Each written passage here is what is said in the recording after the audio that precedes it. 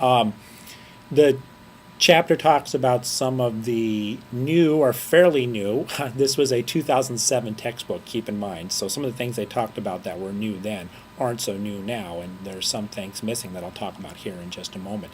But it talks about blogs as being a public relations communications tool, and it certainly is one of the more effective ones out there. What I like about blogs is the ability to personalize messages and have messages coming out from an organization that just have a more personal and formal tone to them that is in some ways an online town hall meeting. Nice thing about blogs too is it allows for interaction. You can have people comment on what's being written, and you can get kind of a back and forth dialogue going there too. Blogs are great for really putting a personal touch on the company's CEO or president. If you encourage them to start a blog, it's a good way to really humanize the person at the top of the corporate ladder. Now, of course, if they are going to start a blog, or if you're going to start any type of blog with your organization, the key is to update, because the second a blog becomes stale, people go there and see there hasn't been any current information, they're going to stop going there. So there's got to be a commitment when you start a blog. So you have to make sure your organization is prepared to make that commitment. The downside of blogs is that people can start blogs about you. So it's important to monitor the world of blogs and keep an eye on what consumers are saying. This is also talked about in the chapter later on. It talks about rogue websites that, again, a disadvantage of the internet is everyone has access to it, and anyone who wants to can really start a web page. So we've seen an increase in years of people having a dissatisfied experience at a company. Walmart is the great example, McDonald's, Starbucks. So they start these rogue websites that really attack the organization pretty venomously. They're not trying to present the pros and cons, not trying to present two sides to the story. They're going after you usually. So you've got to have someone who's monitoring that, and that's kind of what the PR person and new other duties is assigned. That's part of the job description, is to try to keep an eye on what's happening out there in the online world. Book talks about a great thing that the internet allows you to do, and that's developing a real strong online presence for media relations. And it talks about the number of things that you should have in a robust media room, from archived press releases, speeches from CEOs, company bios, company pictures, lots of things that go into making your company's online media presence an effective one. And if you're not sure how to go about it, best thing to do is ask reporters, what would you look for in an online media presence, as far as what type of information would be relevant to you.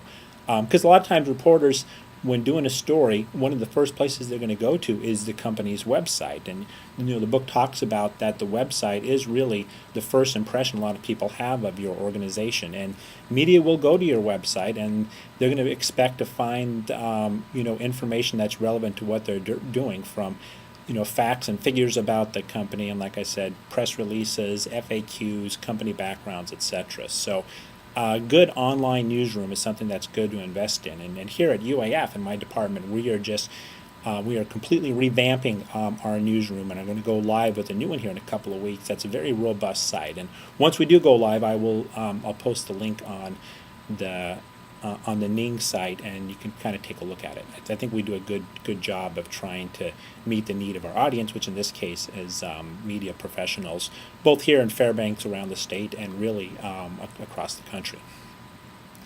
A couple of other areas that can be used within public relations for the internet that the book talks about is for product promotion and investor relations, so be sure to read that section as well.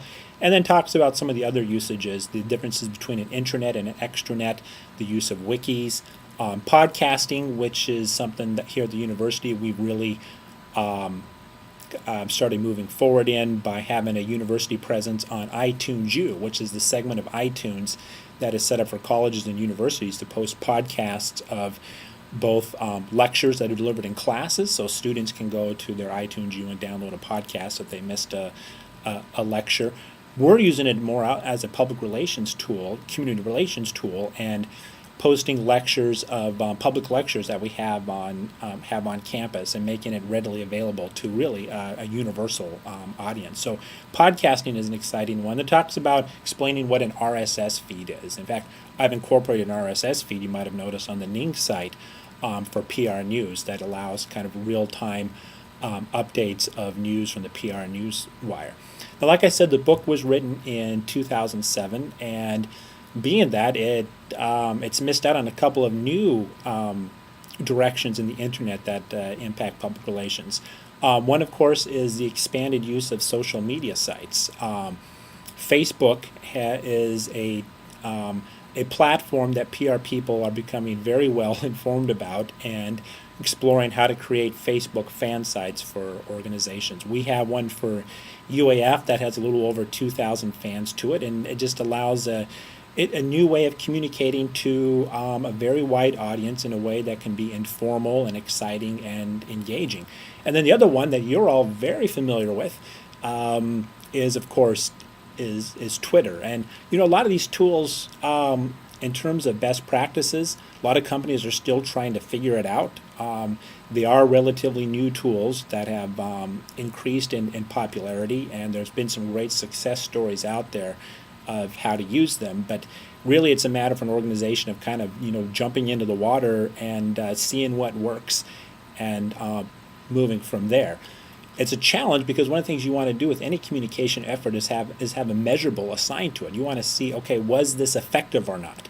And with with social media, it's oftentimes difficult to tell if it is effective, but we know that our audience is using it. We know that audiences will be expecting it, so you just got to kind of jump in and do it. So that concludes this chapter. Hard to believe there's just one more chapter left, which has to do with crisis communications. So I'll see you in that lecture. Thanks.